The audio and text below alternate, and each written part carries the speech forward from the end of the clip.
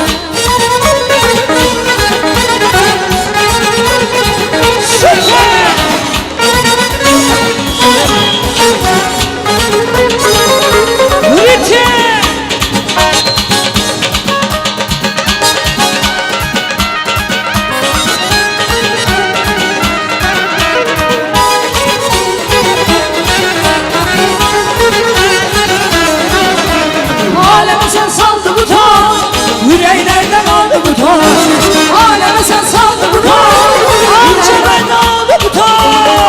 Koydu kardeşimin, adı tacı başımın. Ne güzel Allah mübarek etsin.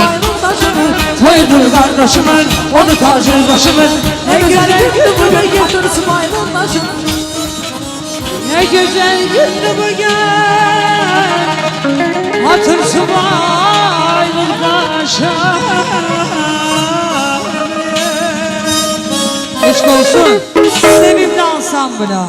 Çok sağ olun Bahar xanım, Ülviyə xanım, musiqiçilərimə təşəkkür edirəm.